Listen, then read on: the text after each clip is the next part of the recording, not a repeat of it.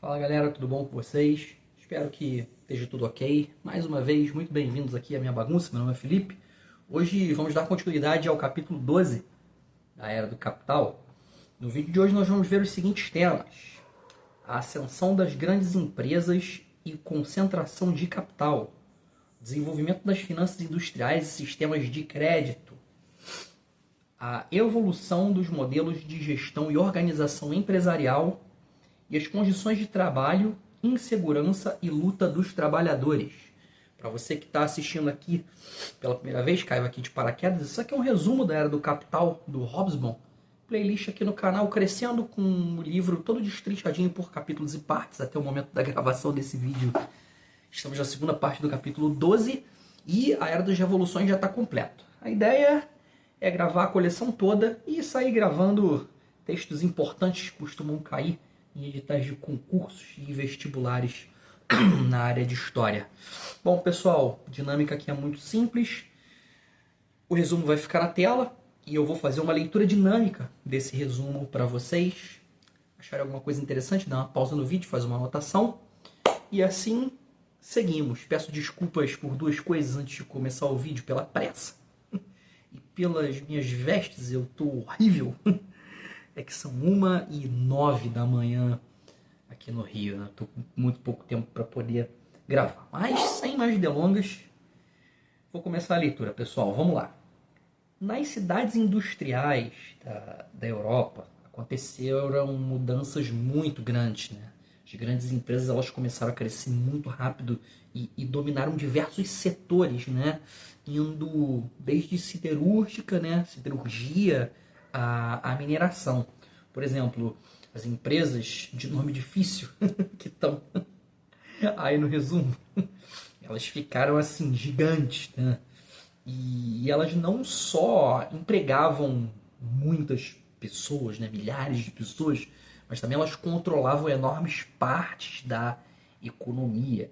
E isso fez com que essas empresas elas não só moldassem as regiões industriais onde elas estavam, mas também que elas tivessem assim um impacto enorme e direto na vida dos trabalhadores. Os líderes de empresas, eles tinham assim muito poder econômico. Várias indústrias na Europa, elas estavam crescendo muito rápido, né? Precisando de muito dinheiro para se expandir. Na Inglaterra, eles já tinham um jeito, né? Considerado bom de conseguir dinheiro. Eles usavam os lucros das próprias empresas e pediam dinheiro emprestado aos bancos. Mas em outros países isso não era assim tão fácil, né? Então, os credit mobiliers ou mobiliers, acho que é mobiliers por conta do inglês, minha pronúncia é horrorosa, eles surgiram assim como um novo tipo de solução. Eles eram basicamente um jeito de conseguir dinheiro diretamente para os negócios industriais, sem depender tanto dos bancos tradicionais, né? Isso foi importante porque acabou ajudando a financiar o crescimento das indústrias em larga escala, né? Mesmo que isso fosse um processo muito arriscado, né? Tanto que teve alguns escândalos financeiros, né? Durante esse percurso, né? Durante o caminho.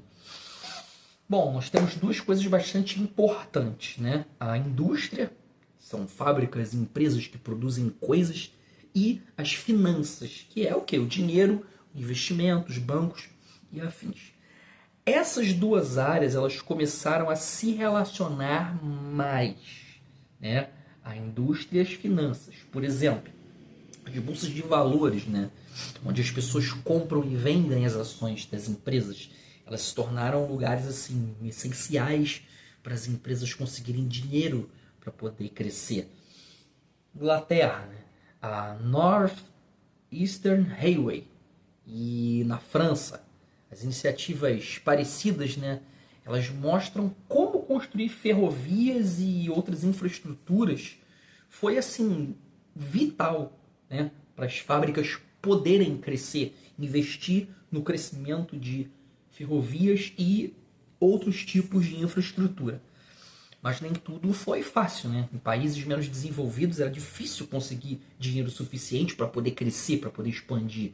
Muitas vezes esses países eles precisavam de ajuda do governo ou de investidores estrangeiros que podiam, né, emprestar dinheiro para eles poderem se desenvolver economicamente. Na segunda metade do século XIX, na Europa, né, especialmente nas indústrias, as empresas elas enfrentaram assim, muitos desafios por questões organizacionais, né? As finanças elas influenciavam como a empresa era gerida. E as empresas elas estavam crescendo muito rápido, né? Eu falei isso agora há pouco, ficando grandes demais para serem administradas como pequenos negócios de família. Então essa questão organizacional realmente estava começando a se tornar bastante complicada. Enquanto, né, esses negócios eles podiam ser geridos de forma mais centralizada, né, pelo chefe da família, as grandes empresas elas precisavam adotar modelos de gestão mais modernos e também mais rigorosos, né? Por exemplo, as ferrovias, né, eram grandes, né? Havia hierarquias, né, bastante claras e regras muito rígidas, né? Quase um quartel. E isso era necessário para poder garantir que tudo funcionasse bem. Eles ofereciam incentivos formais, né? Como segurança do trabalho, pensões para poder manter os trabalhadores satisfeitos e motivados, né? Tinha que ter benefícios, afinal de contas era um sistema hierárquico bem rígido. Muitos patrões eles acreditavam que os trabalhadores eles deveriam ser disciplinados e também leais à empresa. Só que na prática, né, muitos trabalhadores eles queriam deixar de ser trabalhadores. Por quê? Porque os salários eles eram baixos e as condições de trabalho, a maioria das vezes, não era boa.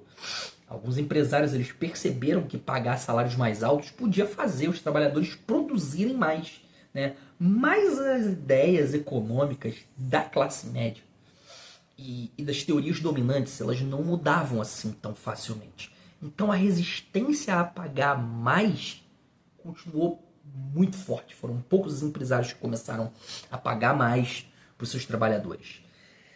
Bom, em suma, havia um conflito, né, entre o que os patrões queriam dos trabalhadores, que era por disciplina e lealdade, e o que os trabalhadores queriam, que eram melhores condições de salário, né, melhores condições e salários.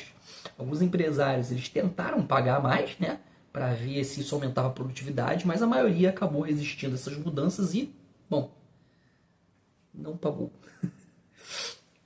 As teorias econômicas elas ficaram famosas por tornar os salários algo mais flexível, mas ao mesmo tempo as expectativas e o padrão de vida das pessoas da classe média começaram a não bater muito com as condições de trabalho e o quanto esses trabalhadores ganhavam nesse período. Começou a haver uma mudança para regras de trabalho mais flexíveis, onde os empregadores não eram tão rigorosos e havia mais espaço, né, para poder negociar contratos que não fossem tão longos. Só que a desigualdade social ela ainda era um problema assim, muito grande para a classe média. E isso refletia um debate constante sobre como o capitalismo estava se desenvolvendo e quem estava se beneficiando com isso tudo. Os trabalhadores eles eram pagos de formas diferentes do que são pagos hoje em dia, né? Um exemplo disso é o piecework, onde o salário dependia diretamente da quantidade de coisas que o trabalhador produzia. Isso incentivava as pessoas a trabalhar mais para ganhar mais dinheiro. Só que também causava problemas, né? Por exemplo, podia criar diferenças grandes nos salários entre os próprios trabalhadores. Além disso, tanto os trabalhadores quanto os patrões achavam complicado gerenciar esse tipo de pagamento, né? Isso acabava gerando preocupação e também incerteza entre os trabalhadores sobre se eles iam continuar a ter emprego e quanto dinheiro iam ganhar a cada semana, né? Tinham contras. Bom, os trabalhadores eles viviam numa situação bem incerta no modo geral, né? Eles não tinham garantia de quanto tempo eles iam manter seus empregos e estavam sempre preocupados com um acidente no trabalho. Não existia assim, nenhum sistema de apoio financeiro, né, se alguma coisa desse errado. Então, era uma insegurança total, né? tanto para o dinheiro do trabalhador quanto para a própria vida dos caras. A situação não melhorava muito, né? Mesmo quando a economia crescia. Os salários eles podiam variar muito, né? E qualquer crise econômica podia acabar com todo o progresso de um trabalhador assim, em um instante. Imaginem que numa empresa os chefes eles começam a oferecer mais dinheiro para quem produz mais, né? Isso parece bom, né? Parece, bom, realmente parece. Você produz mais, você ganha mais. Só que mesmo com esse extra, né, com essa grana extra, os trabalhadores eles ainda enfrentavam muitos problemas no dia a dia, né? Tipo, condições de trabalho ruins, a incerteza de se manter ou não no emprego, dentre outros. Aí, alguns funcionários mais conscientes, né, dos seus direitos, eles resolveram se unir, né, e formaram os sindicatos. E não era só por salários melhores, mas também por segurança do trabalho e também condições mais estáveis. Esses sindicatos eles eram como times de trabalhadores que lutavam, né, contra a exploração e tinham que, mesmo assim, conviver com bastante incertezas por conta das constantes mudanças na economia naquela época. Por falar em sindicato, nos próximos vídeos a gente vai falar um pouco mais sobre esses sindicatos. Galera, os pontos importantes do resumo eu vou deixar aqui na tela, deem uma pausa, façam anotações que esses são pontos chaves que vai ajudar vocês a fixar o conhecimento. Bom, vou ficando por aqui. Espero estar ajudando vocês mais uma vez. Desculpa pelas pressas, pela minha roupa de dormir e pela cara não muito agradável de sono. Se estiverem curtindo o conteúdo, deixa aquele joinha. Não custa nada para vocês, mas dá uma moral. Espalhem o vídeo para quem está precisando fazer leitura. É muito importante para quem está precisando estudar. E se eu deixei passar alguma coisa, né, dei alguma canelada, comenta aí que é muito importante. Indicações de leitura também são super bem-vindas. Beleza? Vou ficando por aqui. Um forte abraço para vocês. Nem preciso dizer que eu tô morrendo de sono, porque a cara de denuncia. Valeu, falou. Forte abraço, pessoal. Fui.